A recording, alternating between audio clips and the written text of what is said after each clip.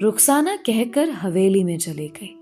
अंदर गई तो ज़ैनब बीबी नूरा माई के साथ मिलकर अचार बना रही थी, क्योंकि मेहर माँ को अचार बहुत पसंद है।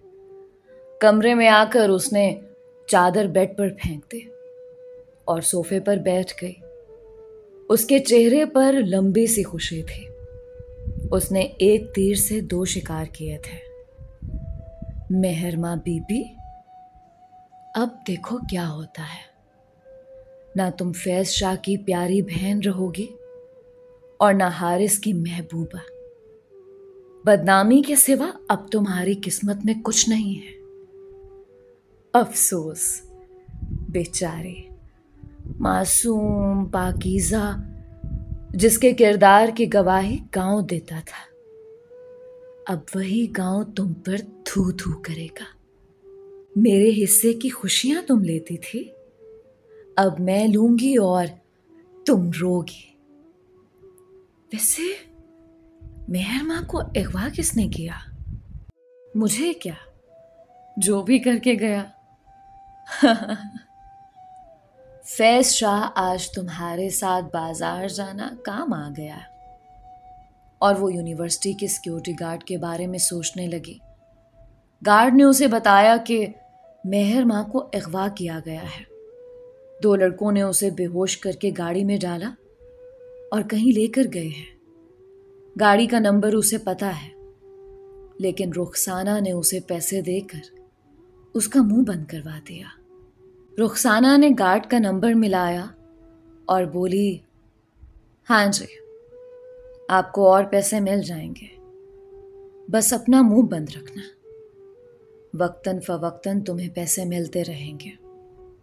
रुखसाना ने फोन बंद किया और उठकर वॉशरूम में चली गई। अरहम मेहर माँ को लिए करीम के फ्लैट पर आ गया। करीम का जनूबी पंजाब से ताल्लुक था। वो यहाँ पढ़ने के लिए आया हुआ है। मेहर माँ अभी भी बेहोश थे। अरहम उसे बेड पर लेटाकर बाहर आ गया। अली यार, ज़ीशान अभी मौलवी को लेकर नहीं आया। मैं चाहता हूं उसे जल्दी से वापस छोड़ आऊं। अरहम बात कर रहा था कि ज़ीशान मौलवी के साथ अंदर आ गया। अरहम जल्दी से अंदर भागा, लेकिन मेहर माँ अभी भी बेहोश पड़ी थी। उसके सर से चादर थोड़ी सिरक गई थी और उसके बाल नजर आ रहे थे। एक लट उसके चेहरे पर आई हुई थी। अरहम उसे देखते देखते करीब आ गया। उसने अपना हाथ बढ़ाया लट को हटाने के लिए कि दरवाजे पर दस्तक हुई। अरहम, यार जल्दी से भाभी को लेकर बाहर आ, वापस यूनिवर्सिटी भी जाना है। हाँ हाँ अली, मैं आ रहा हूं। उसने वापस मुड़कर देखा तो मेहर माँ को होश आ गया था। वो एक अजनबी को कमरे में देखकर हैरान रह गई थी। सबसे पहले चादर ठीक की और कमरा भी कोई और था। मैं किधर हूं? आप कौन है? मैं यहां। उसका सर चकराने लगा। उसे पता चल गया था कि उसे शायद अगवा किया गया है। मैं अरहम आफंदी, मेहर माँ, वो प्यार से बोला। मुझे यूनिवर्सिटी जाना है। मेहर माँ जल्दी से दरवाजे की तरफ बढ़ी। इससे पहले कि वो बाहर निकलती, अरहम ने बाजू से पकड़कर पीछे खींचा। वो लड़खड़ाकर उसके सीने से जाकर लगी। वो जल्दी से पीछे हटी और जल्दी से चादर ठीक की। मुझे जाने दो प्लीज, वो इल्तिजा करते हुए बोली। आप नहीं जा सकते। अरहम ने उसे अपनी नजरों के हिसार में ले लिया। क्यों? आप कौन हैं और मुझसे क्या चाहते हैं? क्या बिगाड़ा है मैंने आपका? क्यों लाए हो मुझे यहां? मैं तो आपको जानती भी नहीं। क्यों किया आपने मुझे? वो जोर से चीखी। बोलो, क्यों अगवा किया है मुझे? मुझे आपसे निकाह करना है, इसलिए अगवा किया है आपको। अरहम पुरसुकून लहजे में बोला। क्या? मेहर माँ की हालत तो ऐसी थी कि काटो तो बदन में लहू नहीं, वो हैरत से उस अजनबी नौजवान को देखे जा रही थी। वो एक खूबरू नौजवान था जो उसे जबरदस्ती अगवा करके वहां लाया था, जो बिलाशुबा उसे निकाह करना चाहता था। उसे लगा कमरे की छत उस पर आन गिरी है। नहीं नहीं नहीं नहीं, मुझे माफ कर दो, मुझे छोड़ दो, अल्लाह के वास्ते, मैं तुमसे निकाह नहीं करना चाहती, मुझे छोड़ दो, मुझे छोड़ दो प्लीज। फैज शाह ने हर जगह मेहर मां को तलाश किया, अस्पतालों में ढूंढा, पार्क, मुर्दा खाना, हर जगह देखा। मेहर मां कहीं नहीं मिली। वो जब गांव पहुंचा तो रात के 1 बज रहे थे। हवेली के बाहर गांव के लोगों का हुजूम देखकर वो परेशान हो गया। गाड़ी से निकलकर तकरीबन भागता हुआ घर में दाखिल हुआ। सामने अब्बा सर पकड़े बैठे थे। बेचारा, हाय हाय, सारी रात बहन को ढूंढता रहा। अल्लाह ऐसी बहन किसी को ना दे। खानदान की इज्जत खाक में मिला दी। एक औरत की आवाज आई, जी फजीला बहन, आप ठीक कह रही हो। पढ़ाई का बहाना बनाकर मेहर मां बीबी शहर गई और किसी के साथ भाग गई है।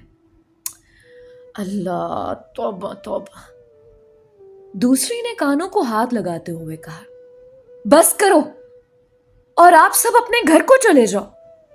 फैज शाह ने जोर से चीखा। गांव की औरतें भी हवेली में जमा हुई थीं। हमें भेजने से क्या तुम्हारी इज्जत वापस आ जाएगी? चलो बहनों, सब घर चलती हैं। भलाई का तो जमाना ही नहीं रहा। हम लोग तो हमदर्दी में यहां मौजूद थे। आखिर गांव का सबसे शरीफ घर समझा था। चलो, हमें भी कोई शौक नहीं अपनी बेइज्जती करवाने का। फजीला ने बातें सुनाई और बाकी सब औरतों के साथ बाहर चली गई। अल्लाह वसाया! फैज शाह जोर से धाड़ा। हवेली के दरो दीवार हिल गए। जी शाह जी। अल्लाह वसाया थर थर कांपने लगा। गांव वालों को यह बात किसने बताई? कैसे पता चला उनको? फैज शाह ने उसे बाजू से सख्ती से पकड़ते हुए कहा, शाह जी, मुझे नहीं पता शाह जी। तो जाओ पता करो, किसने ये गुस्ताखी की? दफा हो जाओ मेरी नजरों के सामने से। फैज शाह ने अल्लाह वसाया को जोर से धक्का दिया। फैज शाह, ऐसी बातें भला कहां छुपती रहती हैं? आज नहीं तो कल पता चल ही जाना था। जब तुम्हारी अपनी बहन ने तुम्हारी और बाबा की इज्जत के बारे में ना सोचा, बाकी लोगों से क्या उम्मीद? रुखसाना ने उसके कंधे पर हाथ रखते हुए कहा। रुखसाना, तुम अपनी बकवास बंद करो। फैज ने सख्ती से उसका हाथ झटका। मुझ पर गुस्सा करने से क्या होगा? मैं जानती हूं, मुझे मेहर मां से भाभी वाली थोड़ी जलन होती थी, लेकिन अब वो मेरी भाभी बनने वाली थी। हाय हाय, इज्जत तो मेरे भाई की खाक में मिली। दुनिया वालों को क्या बताएंगे कि उसकी मंगेतर भाग गई। रुखसाना! फैज ने एक जोरदार थप्पड़ रुखसाना के मुंह पर दे मारा। रुखसाना लड़खड़ाकर गिर गई। तुमने मुझे थप्पड़ मारा? रुखसाना गुस्से से बोली। बेगैरत इंसान, बहन घर से भाग गई और भाई बीवी को मार रहा है। रुखसाना दांत चबाकर बोली। फैज, चुप कर जा, अंदर जा। मेहर मां ने हमें कहीं का नहीं छोड़ा है। तुम्हें कहता था बहन को इस तरह इतना सर पर ना चढ़ाओ। आगे पढ़ने की क्या जरूरत थी? यूं आज हमारे सर में खाक ना डालकर जाती वो। बाबा ने फैज के पास आकर कहा। और एक तुम्हारी मां उस वक्त से नीम बेहोश पड़ी है। जाकर उसे देख। फैज मां के कमरे में आ गया। वो जाए नमाज पर बैठी दुआ मांग रही थी। फैज नीचे उनके पास बैठ गया। मां, ये क्या कर दिया मेहर मां ने हमेशा के लिए? अम्मा, हमेशा के लिए मेरा सर झुका दिया उसने। मैं उसे कभी माफ नहीं करूंगा अम्मा। एक दफा मेरे हाथ लग जाए फिर क्या हशर करता हूं उसका, दुनिया देखेगी। कितना प्यार दिया उसे मैंने, और इसके बदले में उसने क्या दिया है भाई को। फैज गुस्से में उठकर टहलने लगा। क्या फैज बेटा, बात तो सुनो। ये भी तो हो सकता है वो किसी मुसीबत में फंस गई हो। अम्मा बस करें, ऐसा कुछ नहीं हुआ। सारे अस्पताल देख कर आ रहा हूं, सब खत्म, सब कुछ खत्म कर गई वो लड़की। अब इस घर में उसका कोई नाम नहीं लेगा।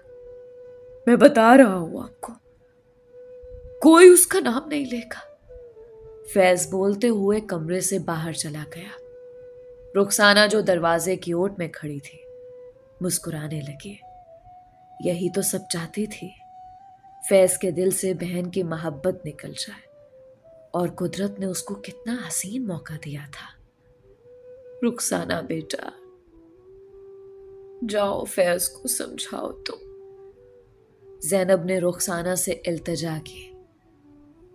जी अच्छा, ये कहकर वो चली गई और जैनब बीबी जायनमाज पर बैठकर बेटी की सलामती की दुआएं मांगने लगी। उन्हें ऐसा लग रहा था जैसे मेहर मां किसी मुश्किल में है। या अल्लाह, मेरी बेटी की हिफाजत करना। वो ऐसी नहीं है, मैं मां हूं, उसे पाला है, जानती हूं उसे। बस अब उस पर अपना करम करना। वो रो रो कर दुआएं मांगने लगी। मेहरमा दवाइयों के जेरे असर सुबह तक सोई रही।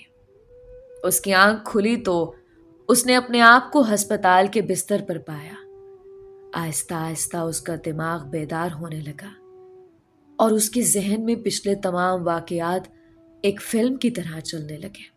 किस तरह उसे अगवा किया गया और जबरदस्ती उससे निकाह पढ़वाया गया। उसे वो सब एक डरावना ख्वाब लगा। आंख बंद करके उसने दोबारा खोली और इधर उधर देखा, लेकिन वो सब ख्वाब नहीं, सच है। मेहर मां की आंखों से अपनी बेबसी पर आंसू बहने लगे।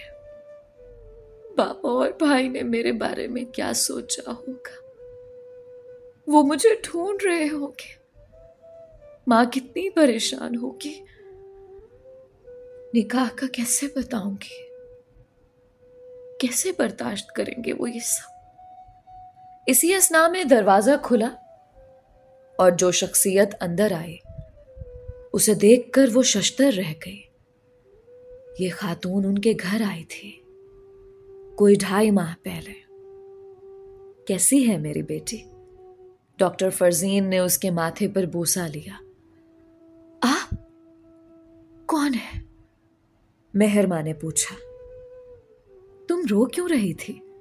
सब ठीक हो जाएगा, छोटा सा जख्म था, अब बिल्कुल ठीक हो तुम। डॉक्टर फरजीन ने प्यार से उसे देखा। मुझे घर जाना है, इसलिए प्लीज आप मुझे मेरे घर ले चले। मेरे साथ बहुत जुल्म हुआ, आपको नहीं बता सकती, मुझे अपने भाई को बताना है। वो उस लड़के को नहीं छोड़ेगा। मेहर मां रोने लगी। बेटा रोते नहीं, हिम्मत करो। डॉक्टर फरजीन उसकी ढारस बंधाने लगी। मेहर मां का हाथ पकड़ लिया। ममा, मेहर मां को होश आ गया। अरहम दरवाजा खोलकर अंदर दाखिल हुआ। ममा, मेहर मां ने जल्दी से अपना हाथ खींच लिया। वो आंखें फाड़े कभी अरहम को देखती तो कभी डॉक्टर फरजीन की तरफ।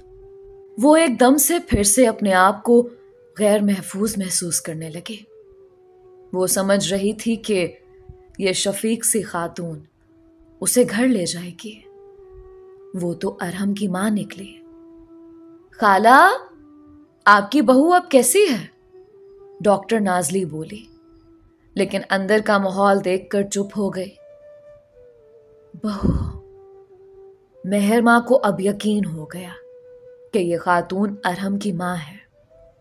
वो जल्दी से बेड से उतरी और बाहर जाने लगी। बेटा कहाँ जा रही हो? डॉक्टर फरजीन ने रोका। मुझे घर जाना है अपने। मेहर मां ने गुस्से से जवाब देते हुए मुंह फेर लिया। बेटा अभी तुम्हारी तबीयत ठीक नहीं, मैं खुद तुम्हें ले जाऊंगी, बस थोड़ी बेहतर हो जाओ। मुझे अभी जाना है, सब बताना है अपने भाई को। उसने अरहम की तरफ गुस्सीली नजरों से देखा। क्या बताना है भाई को? निकाह किया है तुमसे, कोई गुनाह नहीं किया मैंने। अरहम ने भी दू बदू जवाब दिया। अरहम चुप कर जाओ, मैं बात कर रही हूं ना। डॉक्टर फरजीन ने हाथ उठाकर उसे रोक दिया। क्या बात करेंगी आप मुझसे? आपके बेटे ने मुझे अगवा किया है, जबरदस्ती निकाह किया है। आप क्या बात करेंगी? मुझे तो लगता है आप भी अपने बेटे के साथ मिली हुई है। मेहर मां चादर ठीक करते हुए बोली। नाजली मेहर मां की बात सुनकर हैरत से अरहम को देखने लगी। अरहम ने मेहर मां को अगवा करके निकाह किया? मेहर मां बेटा, घर जाकर बात करते हैं। यह अस्पताल है, यहां बात करना मुनासिब नहीं है। डॉक्टर फरजीन ने मेहर मां को कहा। आप मुझे घर ले चले मेरे, खुदा के लिए। मेहर मां ने रोते हुए हाथ जोड़ दिए। ममा, मेहर मां को उसके घर ले चलते हैं। अरहम से उसके आंसू बर्दाश्त नहीं हो रहे थे। उसकी इस हालत का जिम्मेदार वही तो था। लेकिन बेटा, डॉक्टर फरजीन को बेटे पर बहुत गुस्सा आया, जो पहले भी गलती कर चुका था और अब हालात की संगीनी को नहीं समझ रहा था। पता नहीं वहां कैसे हालात हो। ममा चलें। वो मेहर मां का हाथ पकड़कर बाहर जाने लगा। मेहर मां ने झटके से अपना हाथ छुड़ा लिया। अरहम बेटा, मेरी बात सुनो। ये लड़का अब पता नहीं क्या करने वाला है, बिल्कुल पागल हो चुका है ये। डॉक्टर फरजीन अरहम और मेहर मां के पीछे भागी। नाजली सोचने लगी, क्या मेहर मां अरहम को कभी माफ कर पाएगी? मेहर मां, अरहम और डॉक्टर फरजीन जब गांव पहुंचे, दोपहर के 3 बज रहे थे। मेहर मां भागकर हवेली के अंदर चली गई। भाई, बाबा! वो उन्हें पुकारते हुए ऊंचा ऊंचा रोने लगी। उसके सर से चादर गिर गई। बाजू पर अभी भी पट्टी बंधी हुई थी। रुखसाना और जैनब कमरे से बाहर निकली। जैनब ने भागकर बेटी को गले से लगाना चाहा। रुक जाइए मां जी, पहले बेटी से पूछ तो लो, रात किस आशिक के साथ गुजार कर आई है? मुंह काला करके अब यहां क्या करने आई है? रुखसाना की आवाज नहीं सीसा था, जो मेहर मां के कानों में उंडेल दिया। रुखसाना बेटी, पहले मेहर मां की बात तो सुन लो। जैनब ने आहिस्ता से कहा। क्या सुने? ये लड़की हमारी इज्जत खाक में मिलाकर आई है और गांव हम पर थू थू कर रहा है। मेहर मां, अब ये गंद लेकर क्यों आई हो? रुखसाना ने हकीर आमेज लहजे में कहा। बस करें आप, ये मेरी बीवी है। अब आप कोई गलत लफ्ज नहीं बोलेंगी, वरना मुझसे बुरा कोई नहीं होगा। अरहम, जो अभी अंदर आया था, मेहर मां की चादर उसके सर पर ढाली, जो बेहिस्सो हरकत खड़ी थी, जैसे कोई मूरत हो। बकवास बंद करो!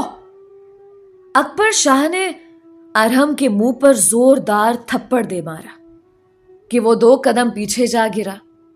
उसके बाद वो मेहर मां की तरफ बढ़ा और उसके बालों से पकड़ लिया। क्या करने आई है अब यहां? हमारा अब कोई ताल्लुक नहीं तुमसे। अकबर शाह की कोई बेटी नहीं है, मर गई है तू हमारे लिए। बाबा, बाबा, मेरी बात तो सुन ले, मैंने कुछ नहीं किया बाबा। मेहर मां ने हाथ जोड़े बाप के सामने।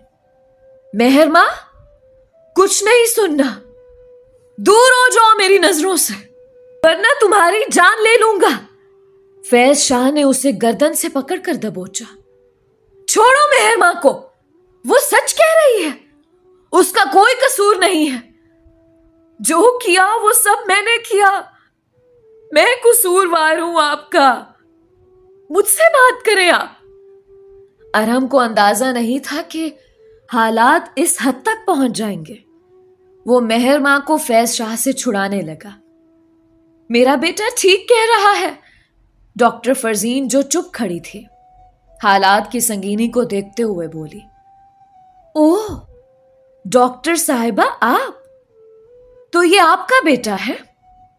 आप 3 दफा रिश्ता लेकर आई और हमने हर दफा इनकार किया, तो आपके बेटे ने हमारी बेटी को भगा लिया। रुखसाना ने मुंह पर हाथ रखा। उन्हें याद था 3 माह पहले तो डॉक्टर फरजीन आई थी उनके घर रिश्ता लेकर। मेहर मां ने तो बड़ा ऊंचा हाथ मारा है। एक दफा फिर उसको मेहर मां से हसद हुआ। बाबा बाबा बाबा, मेरा कोई कसूर नहीं है। एक दफा अपनी बेटी की बात तो सुन ले, फिर जो सजा देगी मुझे मंजूर होगी। मेहर मां ने बाप के आगे हाथ जोड़े। अकबर शाह ने मुंह दूसरी तरफ फेर लिया। भाई भाई, आप तो मेरा यकीन करेंगे ना, मैं आपकी मेहर मां हूं, मैंने कुछ नहीं किया भाई।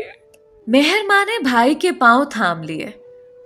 रुखसाना ठीक कहती थी, मैंने उससे ज्यादा तुम्हें अहमियत दी, लेकिन तुमने तो मुझे सर उठाकर चलने के काबिल भी नहीं छोड़ा। मर गया तुम्हारा भाई, दफा हो जाओ यहां से। फैज शाह की बात करते हुए आंखों में आंसू आ गए और वो बाहर चले गए। मेहर मां अपनी बदनसीबी पर वहीं बैठी रोती रही।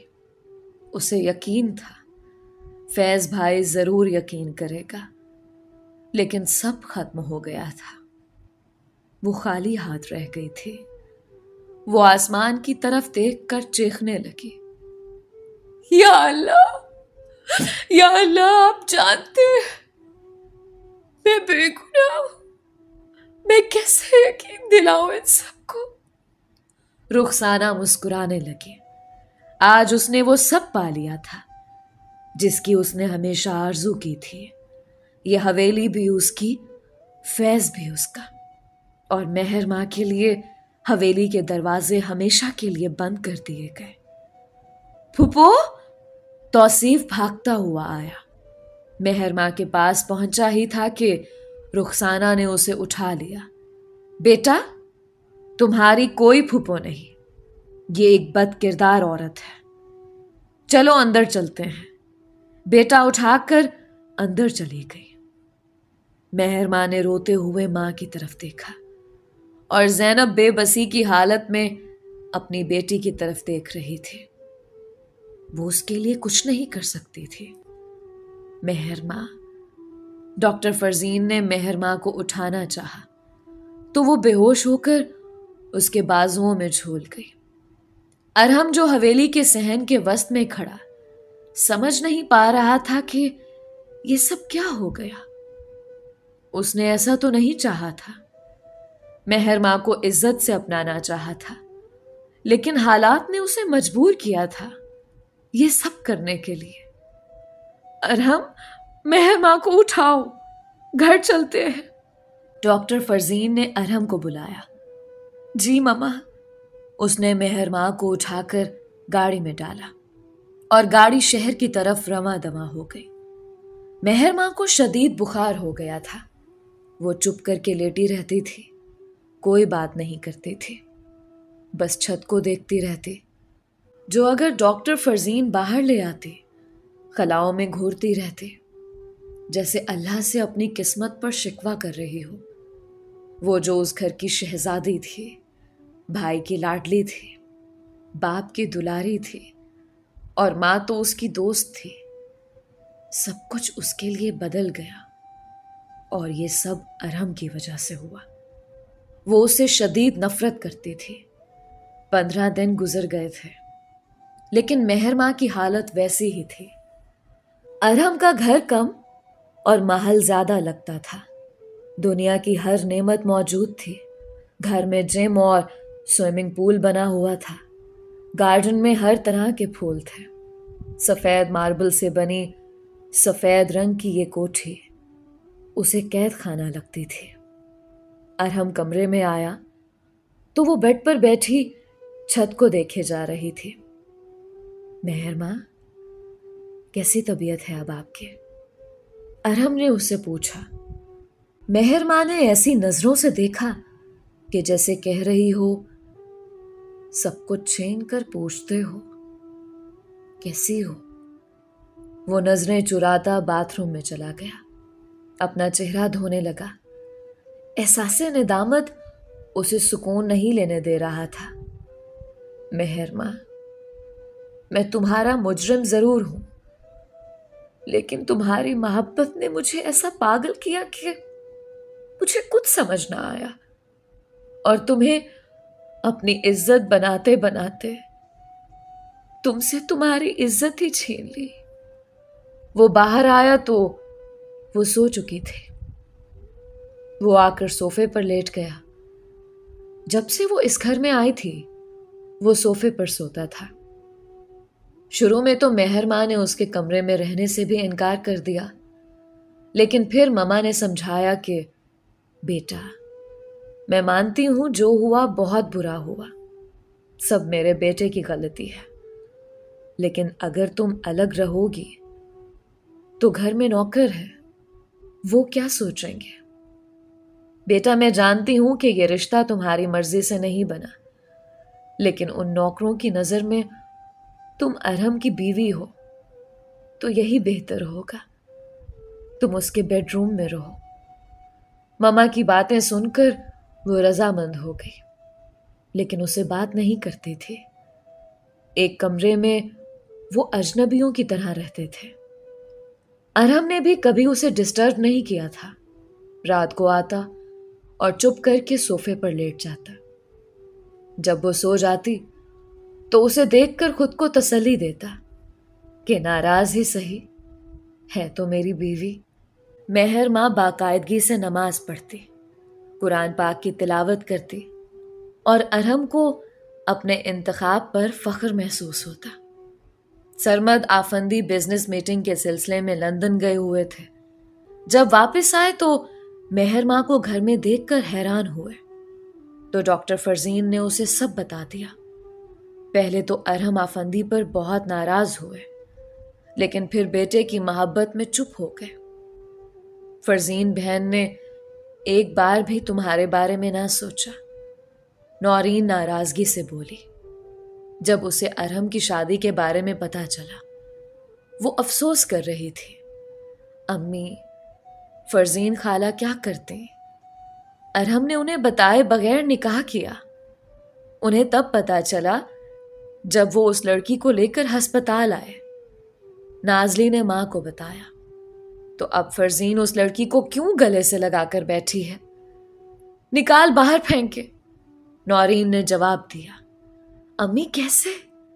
उस लड़की का अब इस घर के अलावा कोई सहारा नहीं है।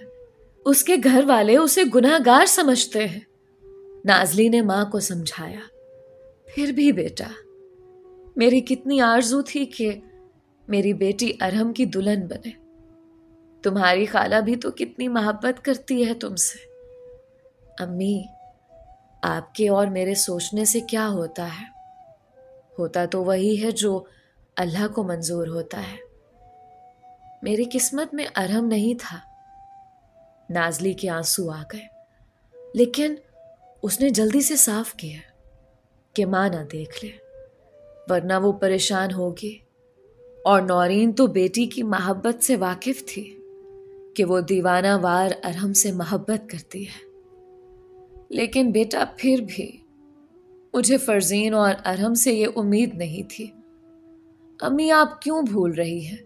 जब बाबा का एक्सीडेंट में इंतकाल हुआ तो मैं मैट्रिक में और अहमद 8वीं जमात में था।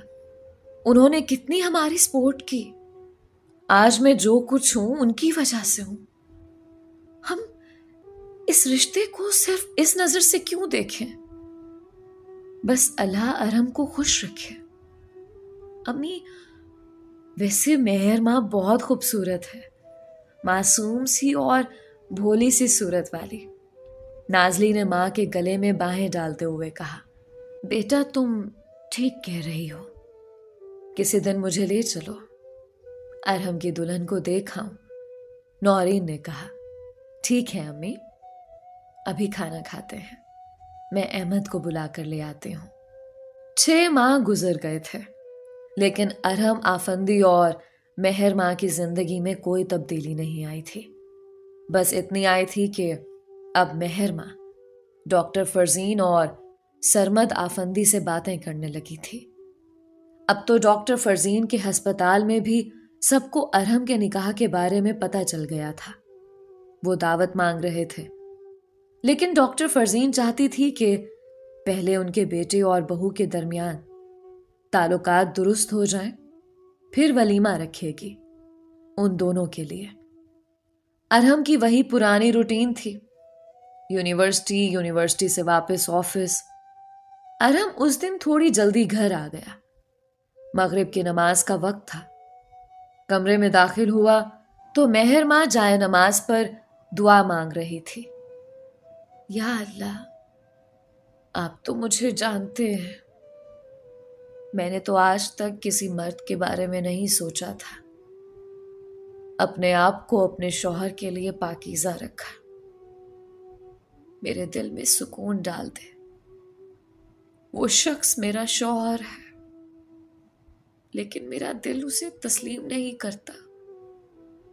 या अल्लाह, जो मेरे लिए बेहतर है मुझे उस राह पर चला, मुझे गुनाहगार ना बना।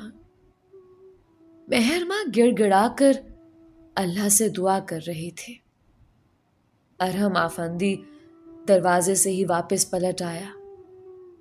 उसके दिल की कैफियत अजीब सी हो रही थी। वो लड़की अल्लाह से अपने शौहर के लिए दिल में जज्बा डालने की बात कर रही थी, जिसके साथ उसने इतना बुरा किया।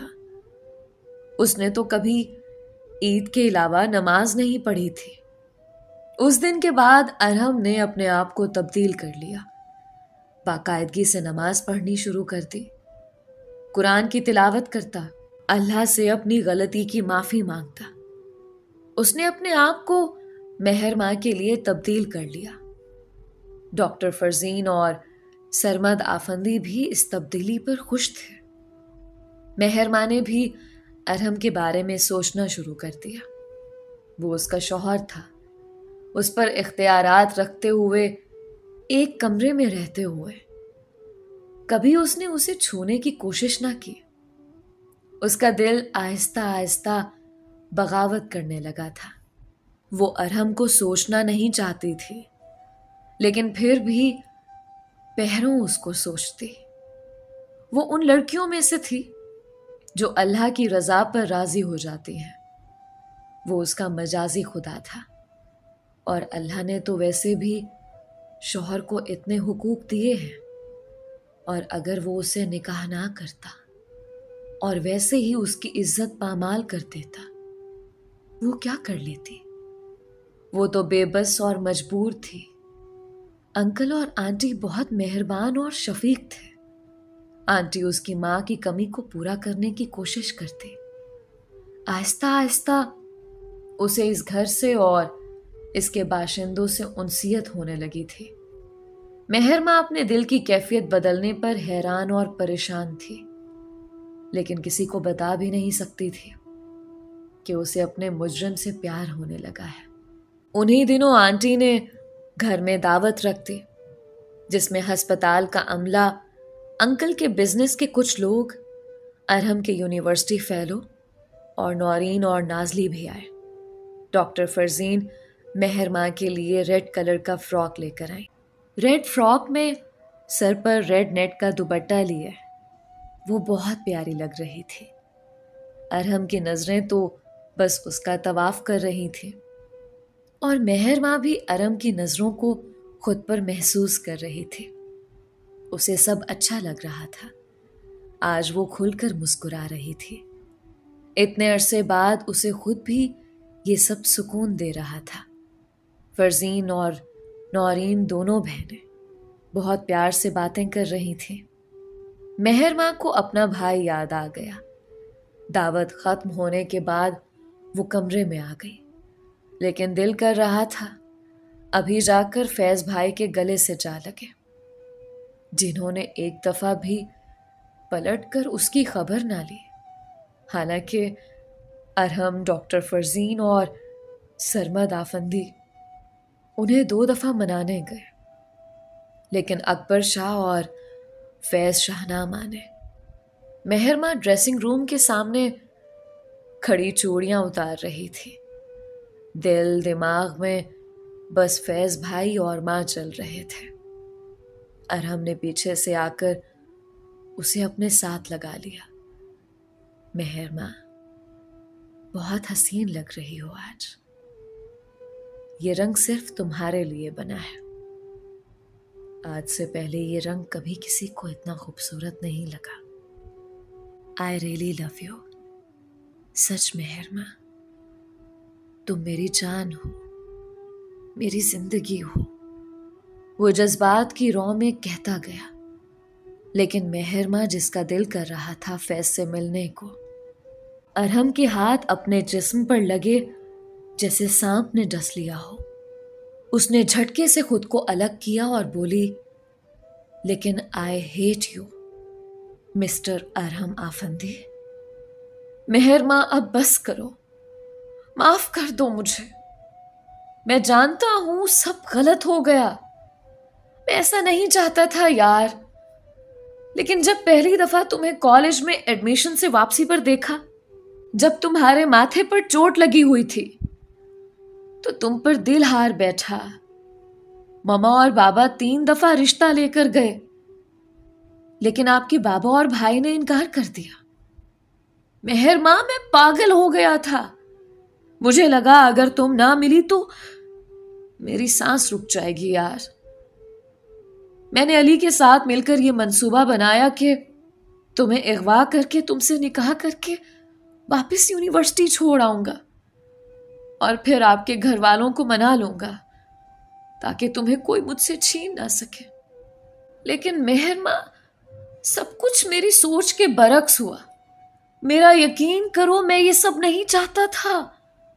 तुम्हें इज्जत से अपनाना चाहता था।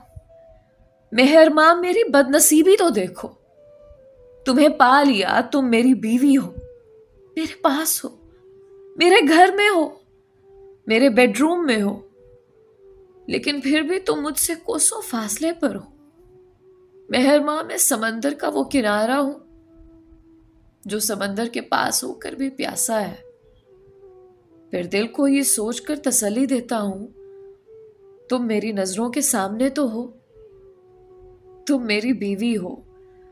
रातों को उठ उठ कर तुमसे चोरी अपनी बीवी को देखता हूं।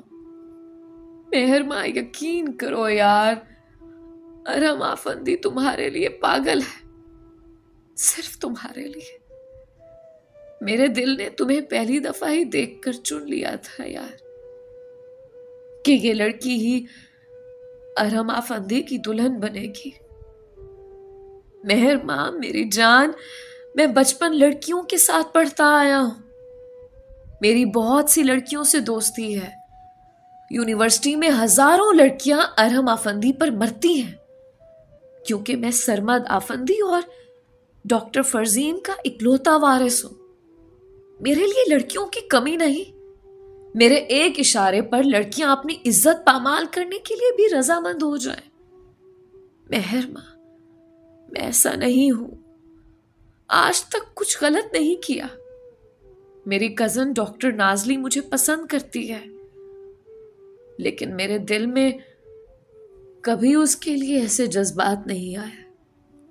मेहर माँ, मेहर माँ, सब कुछ है मेरे पास, लेकिन अरहम आफंदी मेहर माँ शाह पर दिल हार गया।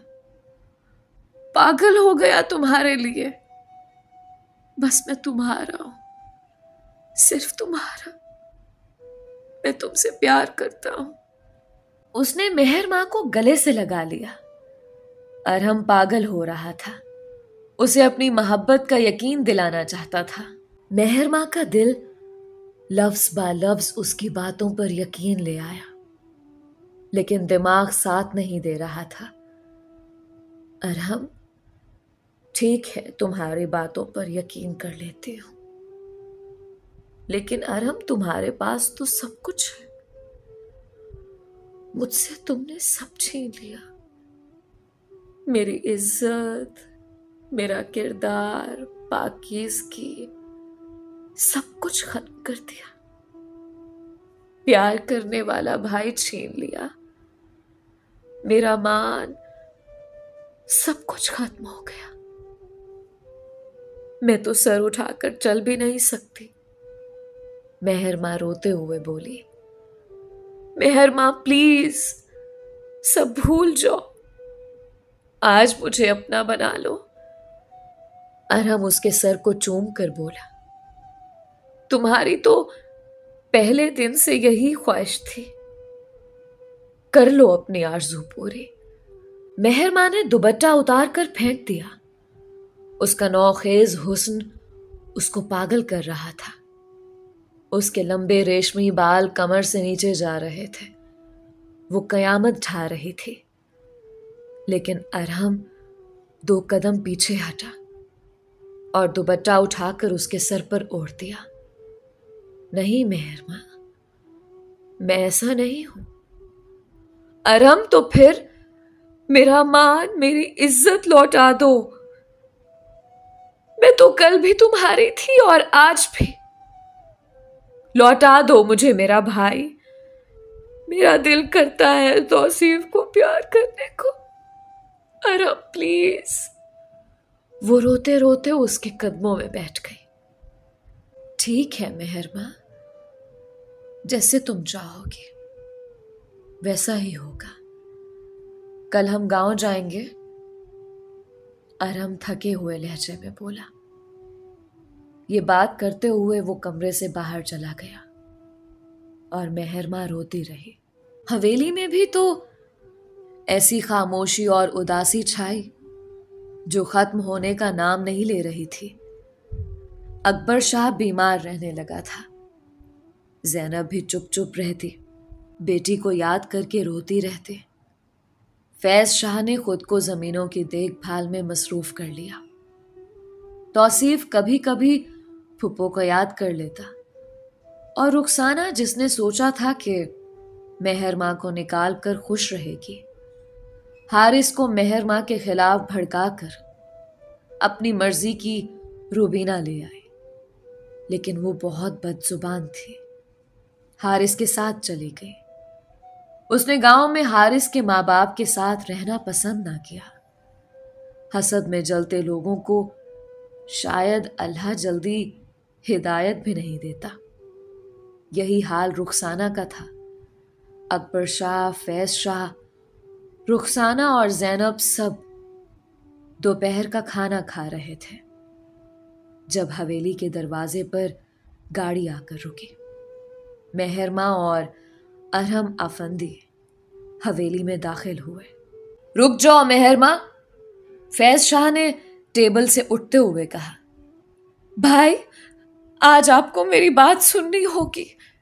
मेहरमा बोले, मुझे कुछ नहीं सुनना, चली जाओ वापस। क्यों बार बार हमारे जख्म ताजा करने आ जाती हो? फैज भाई, आज आपको हम अपनी बात सुनाए बगैर नहीं जाएंगे। अरहम बोला। वाह जी, फैज याद है जिस दिन हम मेहरमा का एडमिशन करवाने गए थे और वापसी पर एक्सीडेंट हो गया था? यही लड़का हमें घर छोड़ने आया था। पता नहीं मेहरमा का इसके साथ कब का चक्कर चल रहा था। मुझे तो लगता है मेहरमा ने लाहौर में एडमिशन भी इसकी खातिर लिया। बेचारा मेरा भाई, जिसकी खुशियों को ये खा गई। तौबा तौबा, कैसे बेशर्मों की तरह मुंह उठाकर आ जाती हो। रुखसाना जब भी बोलती, उसके मुंह से मेहरमा के लिए अंगारे ही निकलते और मेहरमा को तो भाभी की बात सुनकर जैसे सकता हो गया था। मेहरमा बेटी। ज़ैनब आगे बढ़ी। अम्मा, आप मेहरमा के पास नहीं जाएंगी। फैज ने उसे रोक दिया और आगे बढ़कर अरहम के गिरेबान को पकड़ लिया। बोलो, क्या करने आए हो यहां? आप बात सुनोगे तो हम बताएंगे, अरहम ने गिरेबान छुड़वाते कहा। बोलो।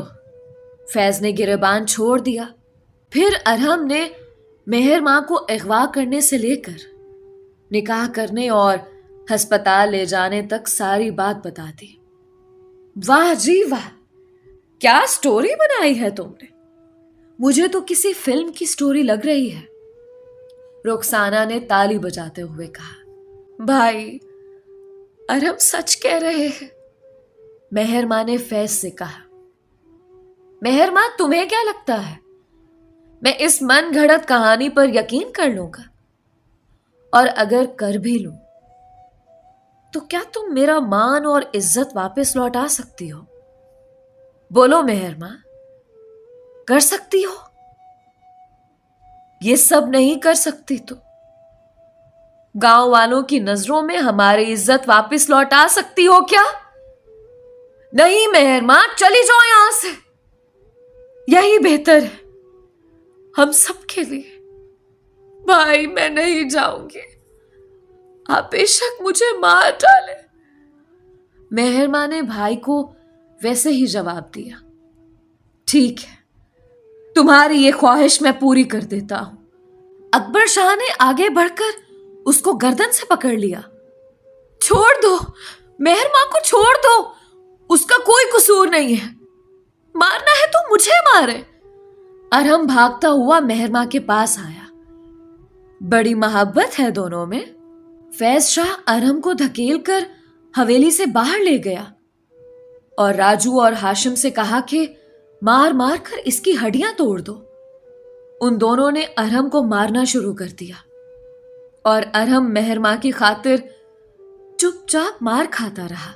उधर हवेली में जैनब ने भागकर मेहर मां को अकबर शाह से बचा लिया।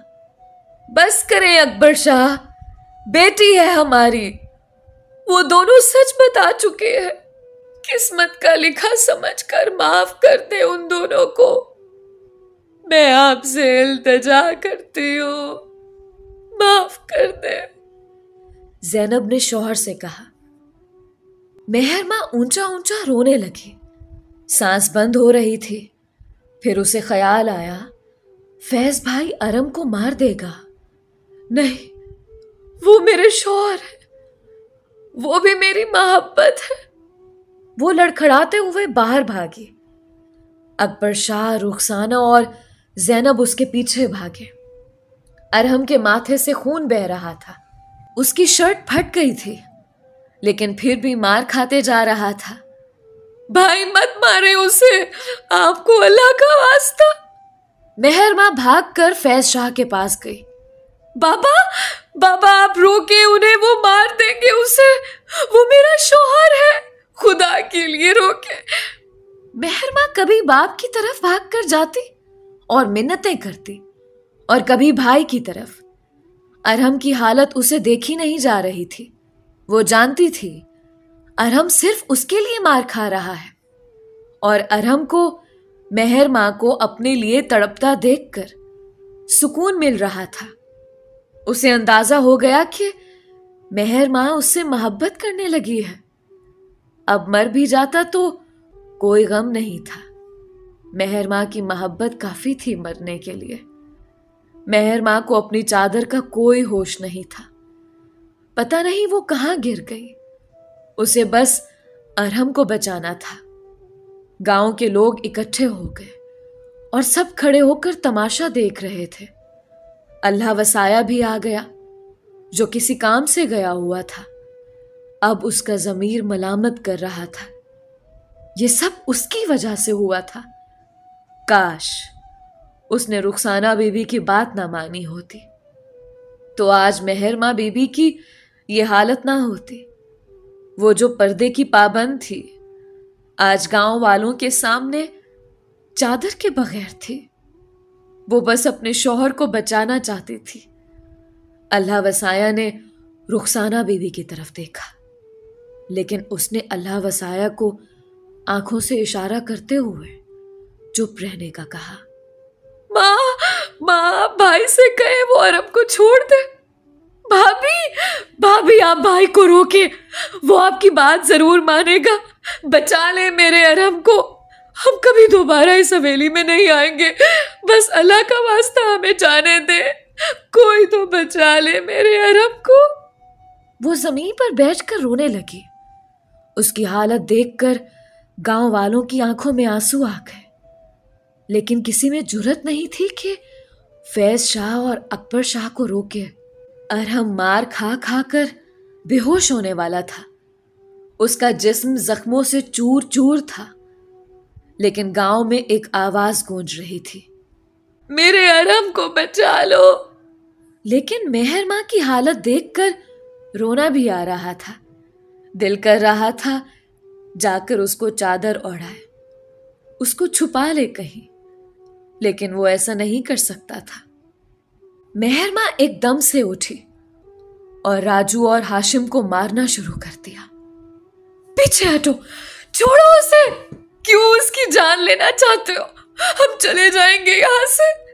उसने अरहम को पकड़ा और जाने लगी कि पीछे से जोर से धक्का पड़ा और वो दोनों ऊंधे मुंह गिर गए। वो धक्का अकबर शाह ने दिया था। फैज शाह, मैं तुम्हें हुक्म देता हूं कि पहले इस लड़के को मारो और फिर मेहर मां को, ताकि मिसाल बन जाए और हमारे खानदान की कोई और लड़की आइंदा ऐसी हरकत ना करे, कभी ऐसी जुर्रत ना करे। फैज शाह ने पिस्तौल निकाला और अरहम को खड़ा करके उसके माथे पर रख लिया। मेहर मां ये देखकर भाग के अरहम के सामने आ गई। भाई, भाई, मत मारो उसे, मुझे मार डालो, अरहम को जाने दो। उसके चेहरे पर और बालों पर मिट्टी लगी हुई थी, लेकिन उसे कोई होश नहीं था। तुम्हारी भी ये ख्वाहिश पूरी होगी, मरना तो तुम दोनों ने है। वो पिस्तौल का ट्रिगर दबाने ही वाला था कि आवाज आई, रुक जाओ। वो कोई और नहीं, यूनिवर्सिटी का सिक्योरिटी गार्ड था। उसे देखकर रुखसाना का रंग उड़ गया। बोलो, तुम्हें क्या कहना है? फैज शाह ने कहा। बेटा, मैं पैसे की लालच में अंधा हो गया था। मेरा ज़मीर मुझे हर वक्त मलामत करता था। गरीब हूं, बेटी की शादी करनी थी, पैसों की जरूरत थी, और आपकी बीवी की बातों में आ गया। आपकी बहन का कोई कसूर नहीं। सिक्योरिटी गार्ड ने पैसे फैज के हाथ में थमा दिए और सारी बात बता दी। फैज शाह ने मुड़कर खा जाने वाली नजरों से रुखसाना को देखा। शाह जी, मुझे भी कुछ बताना है, अल्लाह वसाया बोला। फिर अल्लाह वसाया ने गांव में बात फैलाने का जुर्म एतराफ कर लिया। नमक हराम! फैज शाह ने अल्लाह वसाया पर फायर किया। वो वहीं दम तोड़ गया। अरहम और मेहर मां हैरत से ये सारा कुछ देख रहे थे। फैज शाह रुखसाना की तरफ बढ़ा और जोर से उसके मुंह पर थप्पड़ मार दिया। रुखसाना, मैं तुम्हें तलाक नहीं। भाई! मेहर मां ने भागकर भाई के मुंह पर हाथ रख दिया। नहीं भाई, प्लीज ऐसा मत करना। उसने पकड़कर तौसीफ को आगे किया, जो ये सब देखकर रो रहा था। मेहर मां, तुम्हारा दिल इतना नर्म क्यों है? इस औरत ने तुम्हें बल्कि हम सबको बदनाम किया है। कैसे माफ कर दे इसे? भाई, उसका फेल उसके साथ है।